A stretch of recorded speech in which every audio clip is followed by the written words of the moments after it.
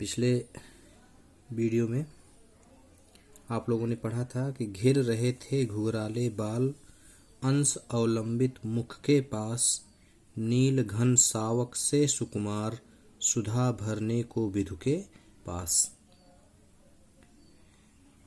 जयशंकर प्रसाद जी ने श्रद्धा के अलौकिक असीम सौंदर्य का वर्णन इन पंक्तियों में किया था। आगे की पंक्ति आप पढ़ेंगे उसी से जुड़ा हुआ कि और मुख पर वह मुस्कान, रक्त किसलय पर ले विश्राम, अरुण की एक किरण अम्लान, अधिक अलसाई हो अभिराम। देखिए, और मुख पर वह मुस्कान।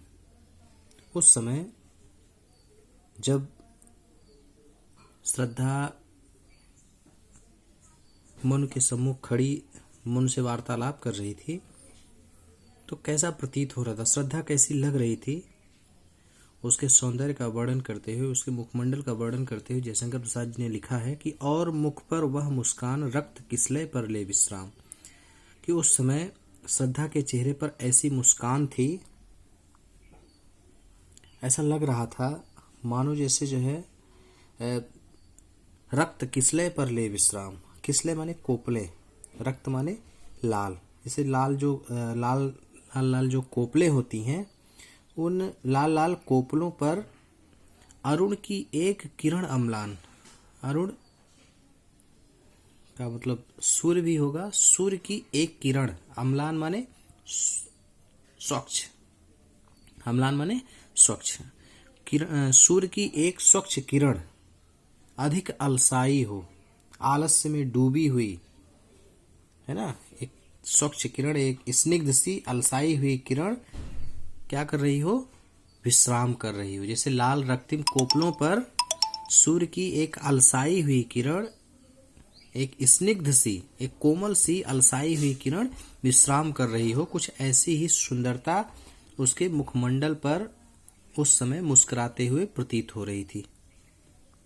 फिर से एक बार देख लें कि और मुख पर वह मुस्कान, रक्त किसलय पर ले विश्राम। उस समय जिस समय श्रद्धा मनु से वार्तालाप कर रही थी तो उसके मुख पर मनमोहक मुस्कान कुछ ऐसे प्रतीत हो रही थी मानो जैसे लाल रक्तिम नई जो कोपले हैं, उन कोपलों पर सूर्य की एक अलसाई हुई कोमल स्निग्ध किरण विश्राम कर रही हो। आगे देखिए, कहा मनु ने नभ धरणी बीच, बना जीवन रहस्य निरुपाय, एक उल्का सा जलता भ्रांत, शून्य में फिरता है असहाय। देखिए, कहा मनु ने नभ धरणी बीच, बना जीवन रहस्य निरुपाय, एक उल्का सा जलता भ्रांत, शून्य में फिरता है असहाय। रहस्य माने होता है पहली, उल्का माने जैसे टूटा हुआ तारा है ना। भ्रांत, भ्रांत का मतलब होता है इधर उधर भटकने वाला।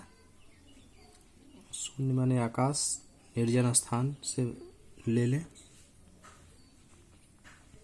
मनु ने अपना परिचय देते हुए कहा, इन पंक्तियों में जब श्रद्धा मनु से उनका परिचय पूछती है तो मनु जो है अपनी स्थिति का परिचय देते हुए, अपना परिचय देते हुए, अपनी दयनीय स्थिति का परिचय देते हुए कहते हैं, मनु ने श्रद्धा से कहा कि नभ धरणी बीच, धरती और आकाश के बीच में, इस निर्जन स्थान पर मेरा यह जीवन बना रहस्य निरूपाय। मेरा जीवन एक पहेली, एक रहस्य बनकर रह गया है ना। इस धरती और आकाश के बीच में मेरा यह जीवन, इस नीरव स्थान पर, इस एकांत निर्जन स्थान पर मेरा यह जीवन एक पहेली बनकर मेरे लिए रह गया है। इसे सुलझाने का भी बना निरूपाय, रहस्य निरूपाय, जिसे सुलझाने का भी, जिसे जानने का भी, सुलझाने का भी मेरे पास कोई उपाय नहीं है। उन्होंने कहा कि एक उल्का सा जलता भ्रांत, शून्य में फिरता है असहाय। एक उल्का के समान इस निर्जन स्थान पर एक असहाय बेसहारा होकर अपनी वेदना से, जैसे होता है ना उल्का पिंड, टूटा हुआ तारा जिस प्रकार से जलता हुआ चला जाता है, उसी प्रकार से उन्होंने कहा कि जो है अपनी वेदना से जलता हुआ मैं इस संसार में उसी प्रकार से असहाय होकर इधर उधर भटक रहा हूँ जिस प्रकार एक जलता हुआ तारा टूटकर किसी आश्रय के, बिना किसी आश्रय के आकाश में इधर उधर क्या होता है, भटकता रहता है ना। देखिए उपमा उन्होंने दी कि एक उल्का सा जलता भ्रांत, जैसे एक टूटा हुआ तारा जलता हुआ आकाश में इधर उधर भटकता रहता है, ठीक उसी प्रकार से इस निर्जन स्थान पर असहाय होकर, बेसहारा होकर, अपनी वेदना से, अपनी पीड़ा से जलता हुआ मैं भी इधर उधर भटक रहा हूँ, है ना। कहा मनु ने नभ धरणी बीच बना जीवन रहस्य निरूपाय। मनु ने कहा कि इस धरती और आकाश के बीच में, इस निर्जन स्थान पर मेरा जीवन, मेरा यह एकाकी जीवन मेरे लिए पहेली बना हुआ है, जिसे जानने का निरुपाय, मैंने जिसे जानने का, सुलझाने का भी मेरे पास कोई उपाय नहीं है। मैं इस निर्जन स्थान पर उसी प्रकार से असहाय होकर, वेदनाग्रस्त होकर, वेदना से जलता हुआ इधर उधर भटक रहा हूँ, जिस प्रकार एक जलता हुआ टूटा हुआ तारा बिना किसी आश्रय के आकाश में इधर उधर घूमता रहता है, भटकता रहता है। आगे देखिए, कौन हो तुम बसंत के दूत, विरस पतझड़ में अति सुकुमार, घन तिमिर में चपला की रेख, तपन में शीतल मंद बयार। देखिए ये पंक्तियां मनु ने श्रद्धा से पूछा है। मनु ने इसके पहले अपना परिचय दिया, अब इसके बाद जो है श्रद्धा से, मनु ने श्रद्धा से उसका परिचय पूछा कि कौन हो तुम बसंत के दूत, बिरस पतझड़ में अति सुकुमार।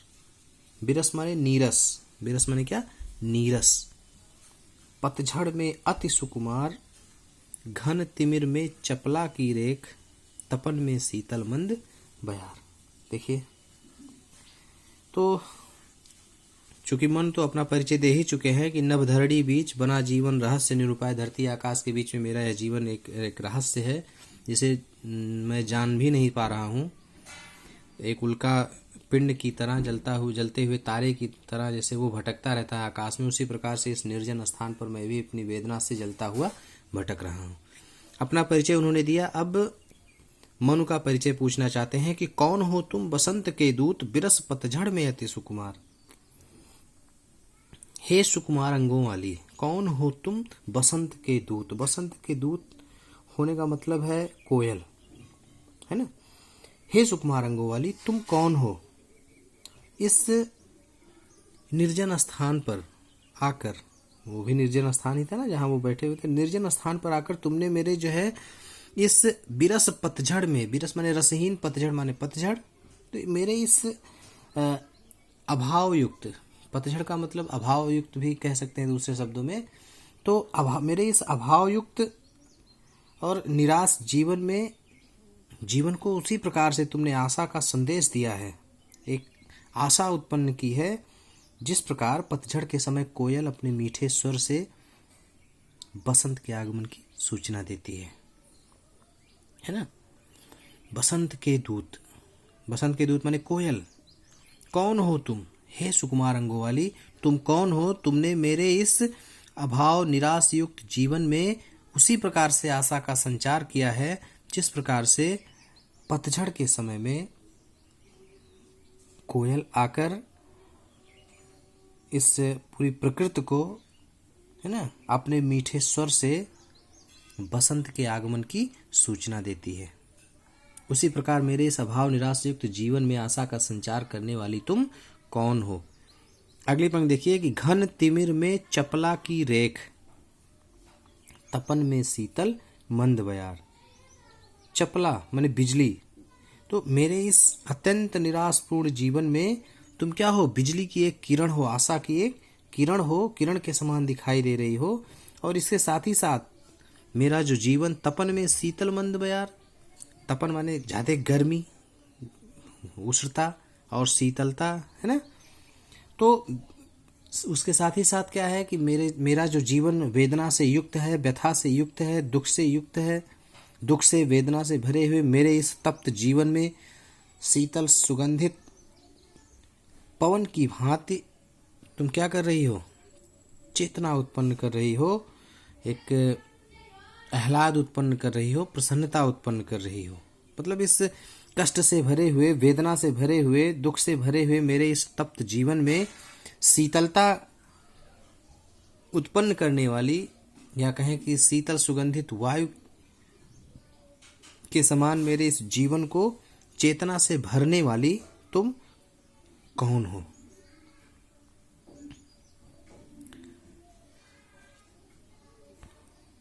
ठीक है बेटा।